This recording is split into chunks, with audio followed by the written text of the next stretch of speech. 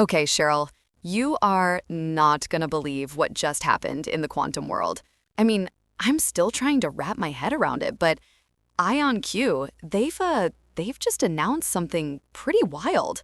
Oh, I know exactly what you're talking about, Shannon. The 99.99% two-qubit gate fidelity, right? I literally gasped when I read that. I mean, it doesn't sound like much, like, oh, just another decimal place, but no, no, no, this is huge. Right? That extra 0.09%?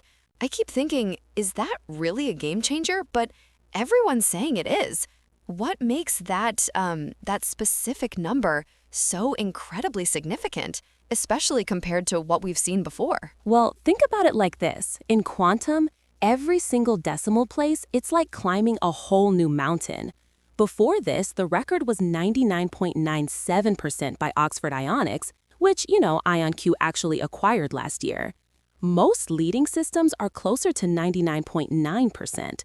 So going from 99.9% to 99.99% means they're getting fewer than one error in every 10,000 two-qubit operations. That, Shannon, is a massive leap, a literal leap across a canyon, quantum-wise. Wow. Okay, that perspective helps. So it's not just a tiny tweak, it's truly a monumental reduction in errors. And they're crediting this to their EQC system, right? The electronic qubit control. What's like the big deal with that?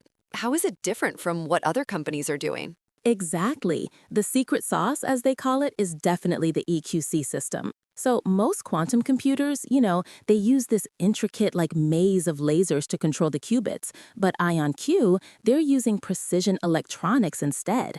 That gives them much finer control, way less noise, and just a greater stability, which is absolutely crucial when you're like dancing on the knife's edge of quantum mechanics. Dancing on the knife's edge. I love that. So it's a more like elegant and precise way to steer things. And you mentioned gate fidelity earlier. Can you just quickly break down what that even means in like simple terms for us? Yeah, totally. Gate fidelity is pretty straightforward, actually. It's just a measure of how accurately a quantum operation performs compared to what its ideal perfect version would be. So the higher the fidelity, the fewer the errors, right? And fewer errors, that means less of what we call computational baggage or error correction overhead. That overhead currently eats up so much of the power in quantum systems. So cutting that down, that's huge. Less baggage sounds great. So, if I'm understanding this, it's almost like a chain reaction then. High fidelity leads to fewer errors, which means less error correction, and that ultimately frees up more usable qubits for actual computation. Is that the right way to think about it? Absolutely. That's the perfect way to think about it. You've got it.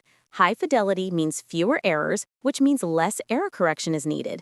And that means more of your physical qubits can be used for actual computations, rather than just protecting other qubits. So you end up with more usable qubits, which lets you run deeper, more powerful algorithms. It's not just bragging rights, it's a necessity for building quantum computers that can solve real-world problems. That's amazing. It makes the dream of fault-tolerant quantum computing feel, well, less like science fiction, and more like an engineering roadmap.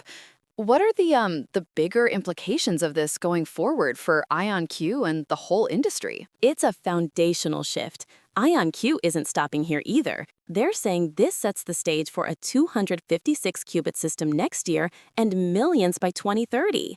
This fidelity milestone could reduce logical error rates by thousands of times, which is exponential improvement. It means more efficient error correction, longer, more complex circuits for chemistry, logistics, cryptography, and, honestly, greater investor confidence. This is how quantum moves from the lab into the boardroom, really. It's huge for the whole field.